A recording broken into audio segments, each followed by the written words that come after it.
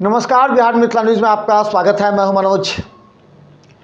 देखिए, दरभंगा में दो जगह आपसी झड़प और मारपीट की घटना निश्चित तौर पर जिला प्रशासन को इस बात को लेकर के जागरूक करने की आवश्यकता है कि आखिर इस तरह की घटना के पीछे का मूल कारण क्या है। हम ये बता दें कि हर थाना क्षेत्र में थाना पर शांति समिति की बैठक होती है। इस शांति समिति की बैठक जो थाना पर हो रही है, इसका उद्देश्य एक है कि क्षेत्र में शांति स्थापित करना। उसमें जिन लोगों को शांति समिति का सदस्य स्थानीय थाना पर बनाया जाता है, उसकी भूमिका पर सवाल उठने लगी है। कुछ सोशल मीडिया पर जो चल रहे हैं, जो वायरल हो रहे हैं वीडियो या बताया जा रहा है, उस पर ध्यान देने की आवश्यकता है। क्या वास्तव में वहाँ मारपीट की गई है? घर में घुसकर मारा पीटा गया है? अगर मारा पीटा गया तो एक तरफ का वीडियो दिखाया जा रहा है, एक तरफ का वीडियो क्यों नहीं दिखाया जा रहा है? सवाल यह है कि क्या जिला प्रशासन को इस पर एक प्रेस कॉन्फ्रेंस करने की आवश्यकता थी, बात को क्लियर करने की ज़रूरत थी। ऐसे गंभीर मुद्दे पर वो नहीं हो पा रहा है। तो स्थानीय थाना इस बात को लेकर के सतर्क नहीं थी कि अगर इस तरह की घटना घटने वाली है और वहाँ के स्थानीय थाना के जो शांति समिति के सदस्य हैं, उन लोगों ने थोड़ा सा भी जानकारी अगर नहीं दिया थाना प्रभारी को, या थाना प्रभारी ने अपने वरीय अधिकारियों को जानकारी नहीं दी, तो ये लापरवाही थाना प्रभारी की कही जाएगी। देखिए, हर समुदाय की बात छोड़ दीजिए, हर घर में भी अगर 4-5 परिवार के सदस्य हैं तो 1 या 2 नकारात्मक सोच के होते हैं। इस बात से इनकार नहीं किया सकता। लेकिन क्या घर की बात को घर में हम निपटाते हैं? लेकिन ऐसा नहीं किया गया। हम दोनों समुदाय के लोगों को कहना चाह रहे हैं कि हर समुदाय में कुछ लोग ऐसे होते हैं जो भड़काऊ बयान देते हैं, जो भड़काऊ कार्य करते हैं, जो कि समाज में विवाद फैलाते हैं। इसको नियंत्रित करने का कार्य उस समाज के लोगों को है, न कि उस समाज के कुछ लोग उसके मनोबल को बढ़ा दें, भड़का दें। उससे नुकसान क्या होता है समझिए। बाज़ारें बंद होती हैं, व्यवसाय चौपट होते हैं, इंटरनेट बंद होकर के बैंक का कारोबार, पढ़ाई का कारोबार, कुछ लोग ऐसे जो ऑनलाइन अप्लाई करते रहते हैं, इन तमाम चीज़ों पर रोक लग जाती है। तो ये नैतिक दायित्व बनता है थाना क्षेत्र में जो शांति समिति बनती है, वो सभी बातों को रखे। अगर थाना प्रभारी से उस बात का निपटारा नहीं हो पाता है तो अपने वरीय अधिकारियों के साथ रखकर एक बार थाना पर बैठक कराए। आखिर शांति समिति बनाने का उद्देश्य क्या है? यही ना कि क्षेत्र में शांति स्थापित करना। अब देखिए, अलग अलग पक्ष अपने अपने तरफ से वीडियो वायरल कर रहे हैं, स्टेटमेंट निकाल रहे हैं। सभी कह रहे हैं कि हमारे साथ अन्याय हुआ, हमारे परिवार के लोगों को मारा पीटा गया, हमारे घर के बच्चों को मारा पीटा गया, ये दिखा रहे हैं। कई ऐसे सोशल मीडिया हैं जिसमें गाली गलौज तक दिखाया जा रहा है। तो इस बात को लेकर के प्रेस कॉन्फ्रेंस एक प्रशासनिक अधिकारी के द्वारा होना अनिवार्य था, जिसमें बताया जाता है ये तमाम जो सोशल मीडिया पर कुछ चल रहे हैं वो उसमें कहीं सच्चाई नहीं है, उसकी जाँच कराई जाती। दूसरी बात कि जो लोग स्थानीय थाना पर शांति समिति के सदस्य, उनके साथ प्रशासनिक अधिकारी बैठ करके बात करें।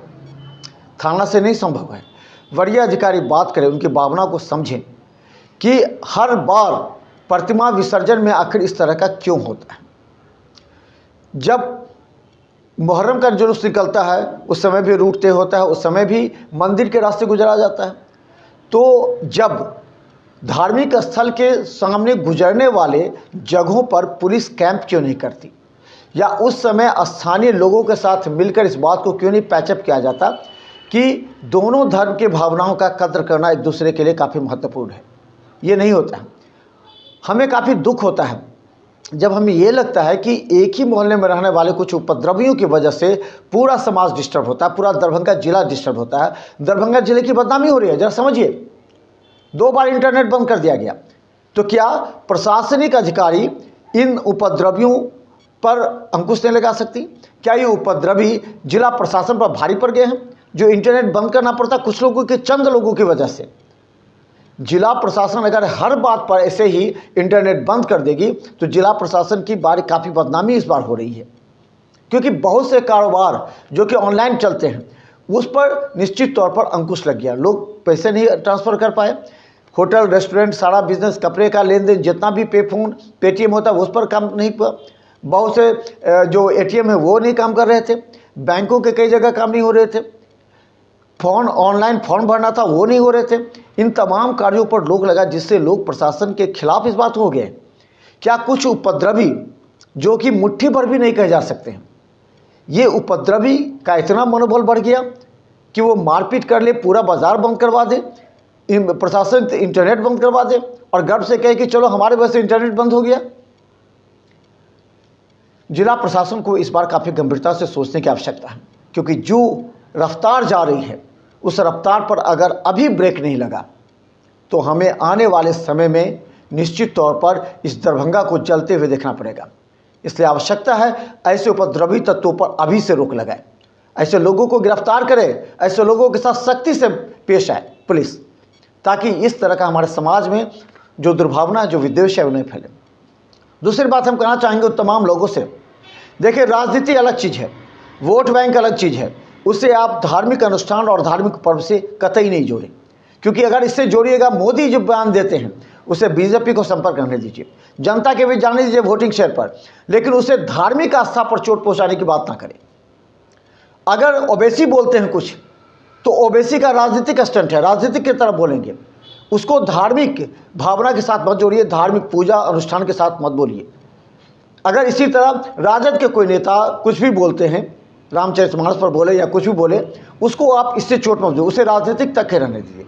इसलिए आप अपने आप को राजनीतिक मुद्दे या राजनीतिक विचारधारा से अपने आप को अलग कर दीजिए अगर आप धार्मिक अनुष्ठान करते हैं, धार्मिक पर्व मनाते हैं तो, क्योंकि ये दोनों दो चीज़ है, दोनों को जोड़िएगा तो विद्वेष फैलेगी।